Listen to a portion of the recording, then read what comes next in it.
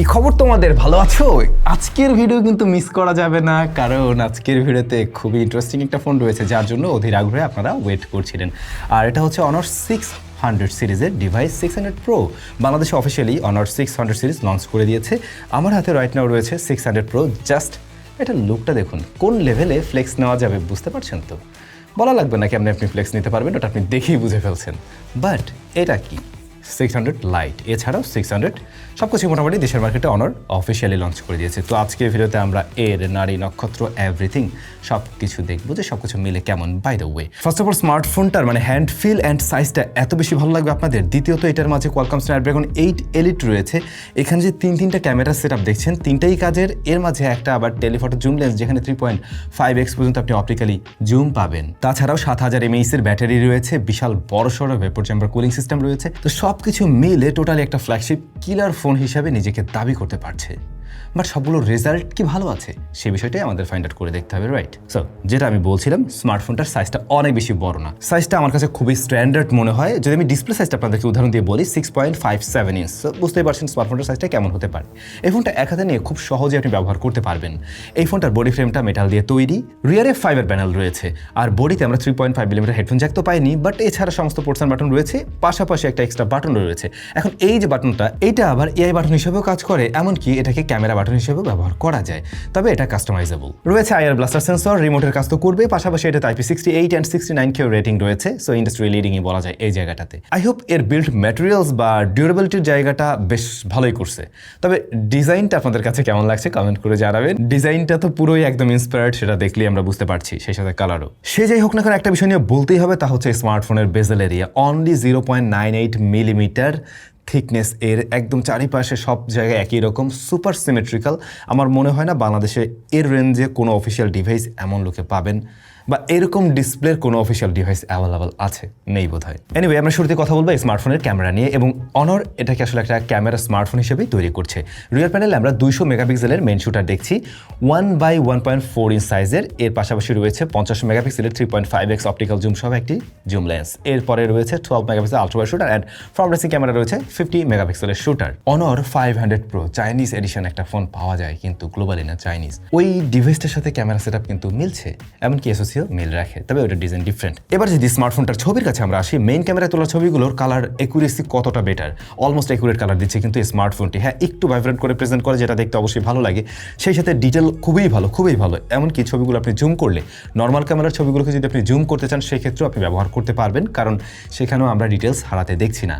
তাছাড়া dynamic range ভালো, heavy Harsh light, লো লাইটের দিকে আমরা ছবি তুলে দেখেছি, সেগুলোকে খুব সুন্দরভাবে ব্যালেন্স করতে পারছে। এক্সপোজার কন্ট্রোলিংও দুর্দান্ত করছে কিন্তু এই ডিভাইসটা। প্রায় প্রত্যেকটা ক্লিকের ছবিতে আপনি লাইভলি একটা ফিল পাবেন। লো লাইটেও কিন্তু এর পারফরমেন্স ছিল দুর্দান্ত, বিশেষ করে হেভি হার্শ লাইটকেও খুব সুন্দরভাবে কন্ট্রোল করতে পারছে। কালার টোনের জায়গাটা খুব সুন্দর, অর্থাৎ ডে লাইটের তুলনায় এখানে কালারটা কিছুটা ভাইব্রেন্ট করে প্রেজেন্ট করে, আর কন্ট্রাস্টের পরিমাণ একটু বাড়ে, কিন্তু সেই ছবিগুলো বরং দেখতে আরো বেশি ভালো লাগে। নয়েজ রেডার দেখা তেমন একটা পাওয়া যায় না। অফকোর্স প্রসেসিং এর মাধ্যমে কিছুটা কাট করে এবং তাতে করে একটু সফট হয়, কিন্তু স্টিল এই ছবিগুলো একদম সোশ্যাল মিডিয়ার জন্য প্রপারলি রেডি। এবার যদি স্মার্টফোনটার ফোকাল লেন্থগুলো আমরা দেখি, 16mm, 18mm, তারপরে রয়েছে 24, 28, 35, এরপরে 48, দেন 50mm, দেন হচ্ছে গিয়ে 80mm, তারপরে একদম 160mm, যেখানে গেলে পরে আমরা ডিজিটালি জুম পাবো। এখন এই ডিজিটাল জুম নিয়ে যদি ফার্স্টে বলি, এটা অপটিক্যালের পরে কিছুটা গিয়ে ডিজিটাল করছে, কিছুটা না অনেকটাই। সো যেটা হয়, যে ধরনের সাবজেক্ট ও খুব ভালো করে চিনে, লাইক সেটা হতে পারে ধরুন যে কোনো একটা গাছ বা কোনো একটা বিল্ডিং, এই ধরনের ছবিগুলো ক্লিকের পরে খুব সুন্দরভাবে প্রসেস করে। কিন্তু ক্রিটিক্যাল জায়গার ছবিগুলো তুলতে গেলে পরে তখন আর খুব ভালো করে ধরতে পারে না, একটু অয়েলি পেইন্টেড লাগে। বাট আপনি 3.5x পর্যন্ত একদম অপটিক্যালি জুম পাচ্ছেন, দ্যাট মিনস আপনি লসলেস জুমে ছবি তুলতে পারবেন, এবং সেই ছবিগুলো শার্পনেস, ডিটেল কিন্তু অন পয়েন্টেই থাকে। কালার কম্পেয়ার করতে গেলে একদম মেইন ক্যামেরার মতো না, একটু ডিফারেন্টভাবে প্রেজেন্ট করছে, বাট এটার ছবিও দেখতে যথেষ্ট ভালো লাগছে। তাছাড়া আসল মজা পেয়ে যাবেন আপনার পোর্ট্রেটে। বেশ কয়েকটা ফোকাল লেন্থে ছবি তুলতে পারবেন, 1x, 1.5x, 2x, 3.5x and 7x আপনারা ছবি তুলতে পারবেন। টু বি ভেরি অনেস্ট, যারা পোর্ট্রেট লাভার রয়েছেন, এই স্মার্টফোন হাতে পাওয়ার সাথে সাথে আপনি কয়েকটা ছবি তুলে ফেলবেন ধাপা ধাপ, এরকম শিওর। এটার পোর্ট্রেট লো লাইট এবং ডে লাইট বা প্রপার লাইটিং কন্ডিশনে, সব কন্ডিশনে বেশ দারুণ আসে। তাছাড়াও আমি দেখলাম এখানে কিন্তু বেশ কিছু ফিল্টার ফিচার্স রয়েছে যেগুলো ইউজ করে একটু ডিফারেন্ট কালার টোন নিয়ে আসা যায়। তবে পোর্ট্রেটের প্রসঙ্গে বলতে গেলে হাইয়েস্ট ফোকাল লেন্থের ছবিগুলো অলমোস্ট লাইক মিররলেস টাইপের ক্যামেরার মতোই লাগে। ব্যাকগ্রাউন্ড ব্লারনেস এবং সাবজেক্ট সেপারেশন সবকিছু মিলে কিন্তু একদম ওরকম ন্যাচারাল একটা ভাইব দিতে পারে। ছবিতে একটু আর্টিফিশিয়াল ট্রিকনেস লক্ষ্য করবেন, লাইক সেটা ফেসের দিকে একটু স্মুথ করার প্রবণতা আছে, কালারটা একটু ডিফারেন্টভাবে প্রেজেন্ট করে একটু ব্রাইট করার প্রবণতা আছে, যদিও সেগুলো দেখতে ভালো লাগে। মানে দেখা যায় কি আমরা হয়তো বা এই ধরনের ছবি তুলে সোশ্যাল মিডিয়াতেই আপলোড করি, এমন না যে বড় বিলবোর্ড বানাই। তো সেক্ষেত্রে মানুষজন চায় একটু রেডি টাইপের ছবি। সো ও আসলে রেডি টাইপের ছবি দিচ্ছে। এখন যদি একদম টোটালি ন্যাচারাল চান সেই ক্ষেত্রে আপনি এখানে বিউটিফিকেশন বা অন্য মোডগুলো অফ করে রাখবেন, ফিল্টার তখন অলমোস্ট ন্যাচারাল ছবি পাবেন, তাও অলমোস্ট একদম ন্যাচারাল ছবি পাবেন না আর কি পোর্ট্রেটের ক্ষেত্রে। এবার যদি আসে আলট্রাওয়াইড শুটারটাও কিন্তু বেশ ভালো করছে। আর ভালো বিষয় হচ্ছে এই আলট্রাওয়াইড শুটারটাতে আবার অটোফোকাস সাপোর্ট করে, তার মানে আপনি এটা দিয়ে ম্যাক্রো ফটোগ্রাফি করতে পারবেন।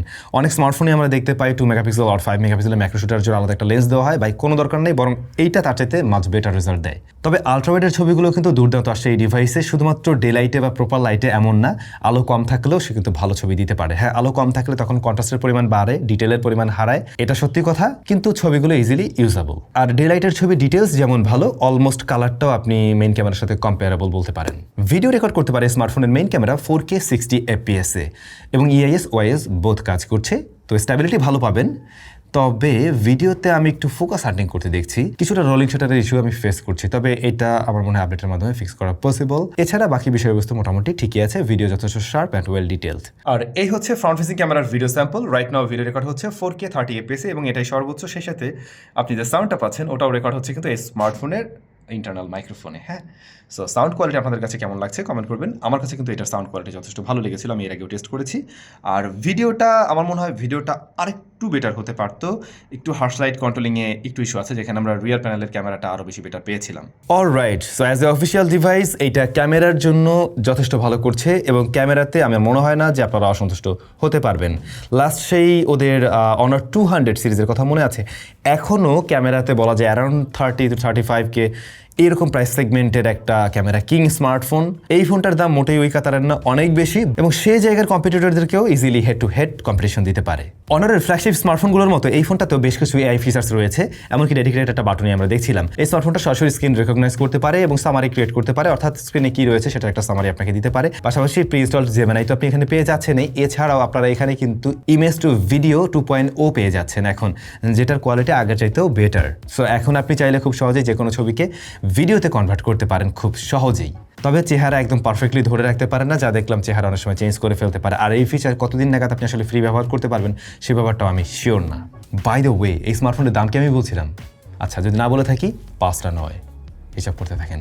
পরবর্তী বিষয়ে যাচ্ছি, এই স্মার্টফোনের ডিসপ্লে। এখানে আমরা ডিসপ্লে হিসেবে দেখছিলাম 6.57 ইঞ্চের একটা প্যানেল রয়েছে, যার বেজেল এরিয়া সুপার ন্যারো এবং ডিসপ্লেটা জাস্ট ওয়াও, তাকায় থাকতে মন চাবে।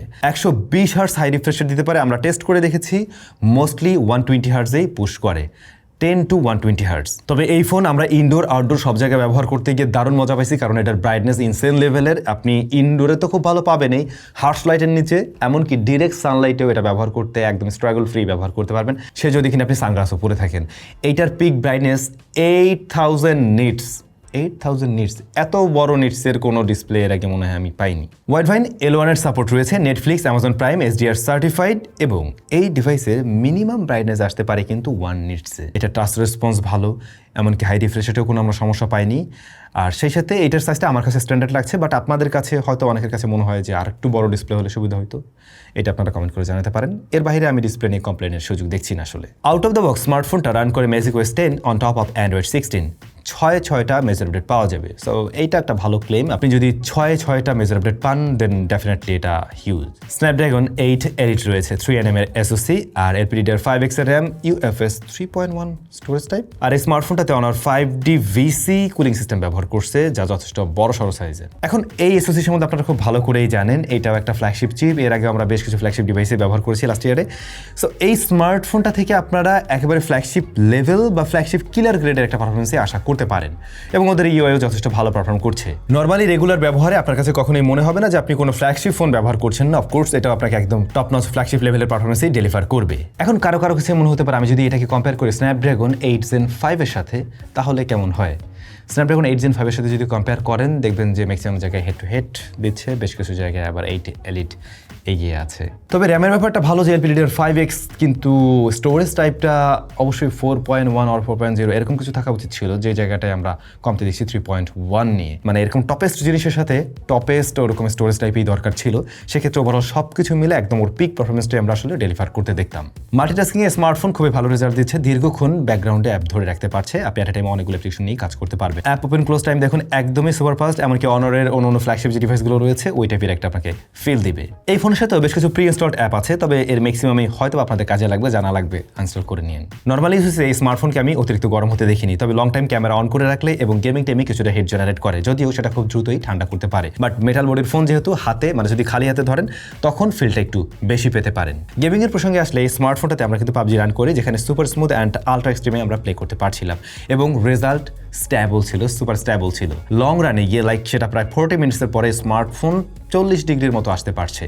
যদি বাংলাদেশের টেম্পারেচার এখন একটু কম, বাট আর একটু বেশি টেম্পারেচার বা আপনি যদি আউটডোরে বসে গেম প্লে করেন সেক্ষেত্রে আর একটু হিট জেনারেট করতে পারে। আমরা তো এয়ার কন্ডিশনিং রুমে ওরকম জায়গা থেকে আসলে গেম প্লে করছিলাম। তাছাড়া গেনশিন ইম্প্যাক্টের ক্ষেত্রে আমরা 60 FPS ট্রাই করি। অ্যাভারেজে আমি যদি বলি তাহলে খুব সহজে বুঝবেন 59 FPS-এই ধরে রাখতে পারছিল একদম কনস্ট্যান্টলি বলতে গেলে। 30 মিনিট গেম প্লের ক্ষেত্রে সর্বোচ্চ তাপমাত্রায় পৌঁছায় 41 ডিগ্রি। আপনি চাইলে খুব সহজেই রেকর্ডিং অন করে স্মার্টফোনে গেম প্লে করতে পারবেন। এমনকি গেমিং এর সময় আপনি সাইড বার পাবেন, সেখান থেকে বেশ কিছু কাস্টমাইজেশনের সুযোগ রয়েছে। তাছাড়া গেমিং এর সুবিধা দেয় এরকম অনেক ফিচার্স রয়েছে। ব্যাটারিটা ভাই অনেক বড় সড়ো দিচ্ছে, 7000 mAh সিলিকন কার্বনের ব্যাটারি রয়েছে এখানে এবং 80 ওয়াটের চার্জিং সিস্টেম সাপোর্ট নেয় ওয়ার্ড, যেটা বক্সে আপনি পেয়ে যাবেন। এমনকি 50 ওয়াটের ওয়ারের চার্জিংও সাপোর্ট পাচ্ছে। সো সেই জায়গায় কিন্তু কমতি দেয় নাই, সাধারণত ফ্ল্যাগশিপ কিলার ফোনগুলোতে এই সমস্ত জায়গায় মিস করে। বাট ও ওয়ারেল চার্জিংও দিছে 50 ওয়াট, কম না। 27 ওয়াটে এটা রিভার্স চার্জ করতে পারে। তবে অনার ক্লেম করছে এই ব্যাটারিটা নাকি 5 ইয়ার্স লং লাস্টিং হতে চলছে, 5 ইয়ার্সের ডিউরেবিলিটি সার্টিফিকেশন, বিশাল ব্যাপার স্যাপার। তো এটার ব্যাকআপ ভালো পাবেন। আপনি যদি হেভি ইউজার হয়ে থাকেন একদিন প্লাসে ব্যবহার করতে পারবেন। আমরা 9 ঘন্টার মতো এসওটি পেয়েছি, তবে এটা ডিপেন্ড করবে আপনি আসলে কেমন ধরনের ইউজার। যদি আপনি হেভি ইউজার হয়ে থাকেন সেক্ষেত্রে 8.5 ঘন্টার মতো একটা এসওটি পাইতে পারেন। আর যদি কিনা আপনি মনে করেন লাইট ইউজার বা নর্মাল ইউজার, সেক্ষেত্রে যদি এভাবে বলি 1.5 দিনের মতো ব্যবহার করতে পারবেন, নট ব্যাড। এই স্মার্টফোন 20 to 100% চার্জ করতে আমাদের সময় লেগেছিল 1 ঘন্টা 5-7 মিনিটের মতো। সো খারাপ না, মোটামুটি ওকে আছে। স্টেরিও স্পিকার আছে, সাউন্ড কোয়ালিটি ভালো, দুপাশ থেকে অলমোস্ট ব্যালেন্স টাইপের সাউন্ড দেয়, যথেষ্ট লাউড অ্যান্ড ক্লিয়ার সাউন্ড দেয়, অ্যান্ড সাউন্ডের ডেপথও ভালো আছে। ইয়ারপিসের সাউন্ড ভালো আছে। নোটিফিকেশন যেহেতু কোনো ধরনের প্রবলেম আমরা ফেস করিনি। তাছাড়া সমস্ত রকমের সেন্সরগুলো ঠিকভাবে ওয়ার্ক করছে। ফিঙ্গারপ্রিন্ট স্ক্যানার ডিসপ্লের তলায়, তবে এটা আল্ট্রাসনিক না, অবশ্যই এটা অপটিক্যাল।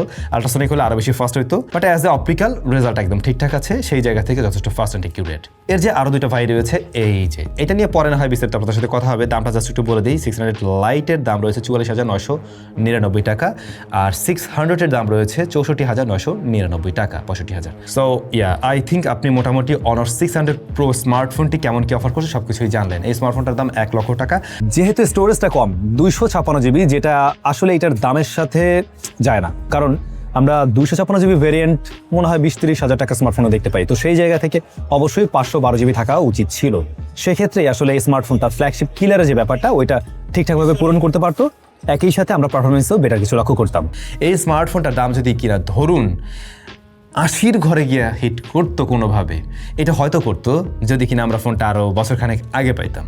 বাট এখন তো ফোনের দামটা অনেক বেড়ে গেছে, এটা আপনারা জানেন, সব ফোনের দামই বেড়ে গেছে, সেই গ্রে চ্যানেল বলেন আর আমাদের অফিসিয়াল চ্যানেল বলেন। এখন সেই জায়গা থেকে আমাদের পকেটের অনেকগুলো টাকাই চলে যাবে। বাট সত্যি বলতে গেলে স্মার্টফোনটা যদি ধরেন 80-র আশেপাশে কোনো জায়গায় লঞ্চ করে ফেলতে পারতো, মানে সেই রকমের একটা ডিল হয়তো। আপনাদের কাছে অনার 600 প্রো কেমন লেগেছে অবশ্যই কমেন্ট করে জানাবেন।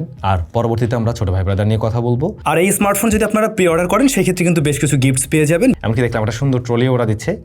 সো একটু ডিটেলগুলো দেখে নেবেন, ভিডিও ডেসক্রিপশনে আমি সমস্ত কিছু মেনশন করে দিলাম, এমনকি ওদের লিঙ্ক দিয়ে দিচ্ছি, আপনারা চাইলে সেখান থেকে পারচেস করতে পারেন। সব ভালো থাকুন, দেখা হচ্ছে নতুন ভিডিওতে।